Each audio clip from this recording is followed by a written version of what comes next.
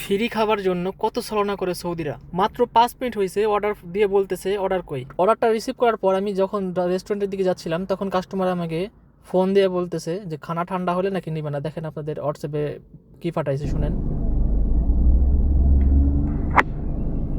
في مطعم الحين عشان طلب ما في بارد.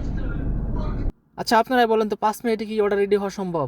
পরবর্তীতে আমাকে কল দিয়ে বলতেছে যে ঠান্ডা হলে নাকি সে খাবার নেবে না। 5 মিনিটে কি খাবার ঠান্ডা হয়, রেডি হয়? আপনারাই বলেন তো। কিছু কিছু কাস্টমার ফ্রি খাওয়ার জন্য এইসব কাজ করে থাকে। পরবর্তীতে শরিকার থেকে কল দেয়, কোম্পানি থেকে কল দেওয়ার পর বলতেছে কি সমস্যা, দেরি হইতেছে কেন? তো আমি বললাম যে আসলে দেরি হয় না, দেখ মাত্র 5 মিনিট হয়েছে আমি অর্ডারটা ধরছি, তারপরেও কাস্টমার আমার সাথে এরকম খারাপ বিহেভ করতেছে। পরে শরিকার থেকে বলতেছে কতক্ষণ লাগবে? আমি বললাম মাত্র 5 মিনিট লাগবে, কাস্টমারের বাড়ি আমি পৌঁছায় যাব।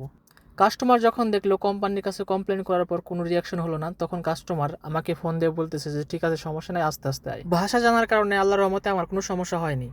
তো যারা নতুন আছেন তারা একটু দেখে শুনে কাজ করবেন, এসব কাস্টমার থেকে দূরে থাকার চেষ্টা করবেন। তো চলে আসলাম কাস্টমারের বাসায়, এখন ইনশাল্লাহ আমি যাব দোতলায়।